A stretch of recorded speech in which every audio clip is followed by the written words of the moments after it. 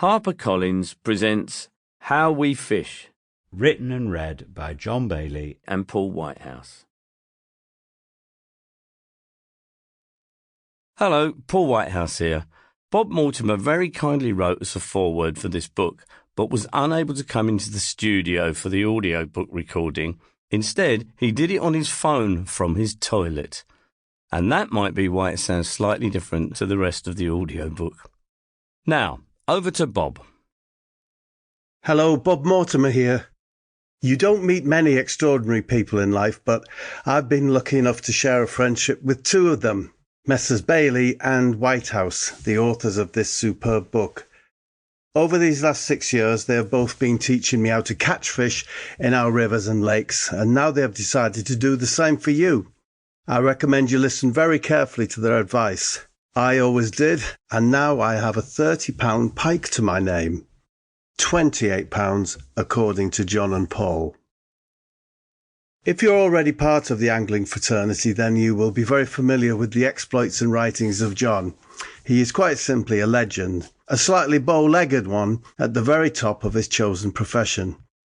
I too have slight bowing of the legs and have been told on numerous occasions by my osteopath that this is a feature of the classic athlete's body. No surprise then that in his younger years, John had trials for Crystal Palace Football Club and played professionally for Stockport County. His lifetime passion, however, has always been angling and the passing on of his knowledge of everything piscatorial. To understand John and truly appreciate his gifts, you need to watch him from a distance as he surveys and inspects the beat or swim that we are about to fish. He stands like a heron, deadly still, as he inspects the water and assesses its promise and its failings. John never tires of telling me that this is the most important part of the day's work, and to neglect it is to invite failure. It's tough advice for me, for as soon as I set myself down by the river, I just want to lob in my bait and start fishing and commence the relaxation. John will often let me do this because he's a lovely man, and he wants me to enjoy myself. What exactly John is looking for remains something of a mystery to me. He's looking at flows and swirls and eddies and back currents and pools and all sorts of fascinating watery movements. He looks at the heavens above and considers the direction of the wind. He might even lift up a rock or two and see what little critters are lurking there as a guide to which fly or bait to use. At the end of his silent musing, he will walk over to me, point to a spot in the river or lake and tell me to cast at it. This will always be exactly where the fish we are targeting are lurking. John would catch quickly. I might need a day or two. If and when you next fish, you probably won't have John with you, so my advice would be to pay close attention to all mentions of watercraft within the book.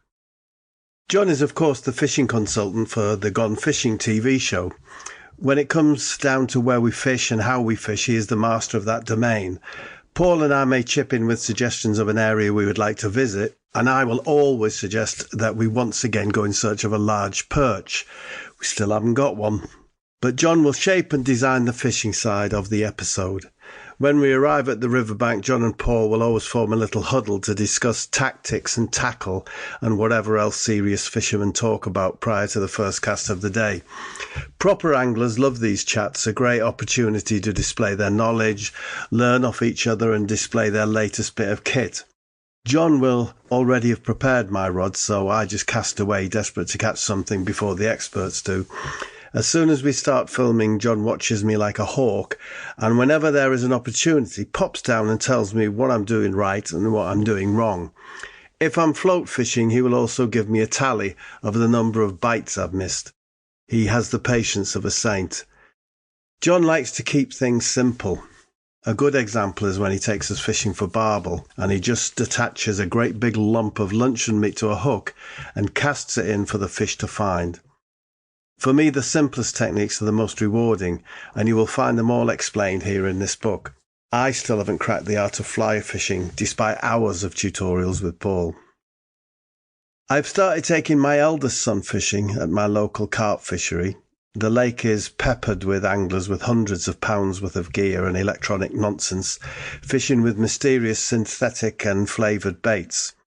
We turn up with a couple of cheap rods and a small tackle box, and do just as well as Sample complete.